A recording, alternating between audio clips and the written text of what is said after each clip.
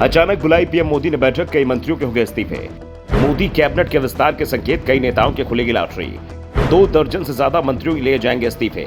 वरिष्ठ मंत्रियों को दी जा सकती है संगठन में अहम जिम्मेदारी।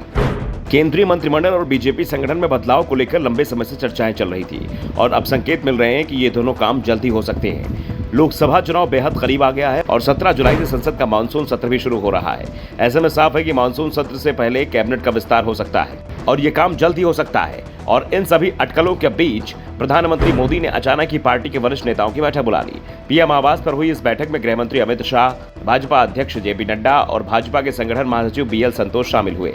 बैठक को लेकर कोई बयान जारी नहीं हुआ है, लेकिन दावा किया जा रहा है कि इसमें सरकार और संगठन में फेरबदल, सामान्य नागरिक संहिता के साथ ही मध्य प्रदेश, राजस्थान और छत्तीसगढ़ के चुनावी तैयारियों को लेकर चर्चा हुई।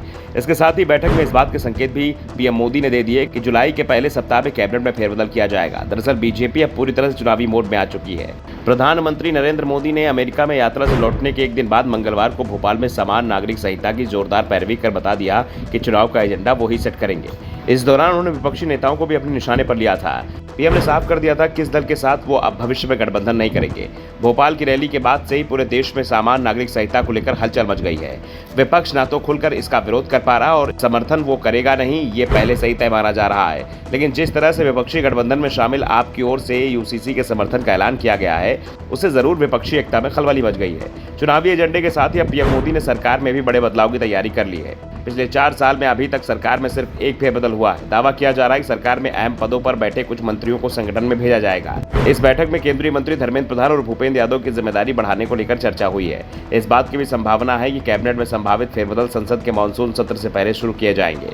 मानसून सत्र 17 जुलाई शुरू हो सकता है, जो कि 10 अगस्त तक चलने की उम्मीद है। ऐसे मंत्रिमंडल का विस्तार 17 जुलाई से पहले किया जाएगा और यह भी तय है कि इस बार सहयोगी दलों को भी मौका दिया जाएगा। जिन नेताओं पर पार्टी दांव लगा सकती है, उसमें बिहार से हम के नेता जीतन राम मांझी, एलजेपी आर के चीफ चिराग पासवान का नाम शामिल माना जा रहा है। इसके शिवसेना से 2 लोगों को मंत्री बनाया जा सकता है, जिसमें एक कैबिनेट मंत्री और एक राज्य मंत्री होगा। चर्चा अकाली दल के अध्यक्ष सुखबीर सिंह बादल को लेकर भी चल रही है।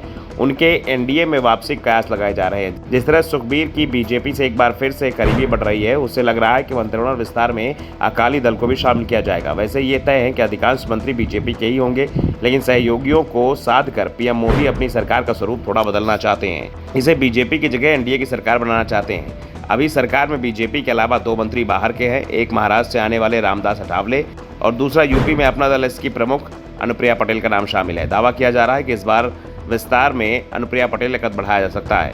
दरअसल जिस तरह से नीतीश कुमार की नज़र कुर्मी वोट बैंक पर है, उसकी काट के लिए बीजेपी अनुप्रिया पटेल पर दांव लगाने को तैयार है। अनुप्रिया भी कुर्मी समुदाय से आती हैं और अपने समुदाय में वे वो लोकप्रिय हैं। Bureau report, the Navdarpan news.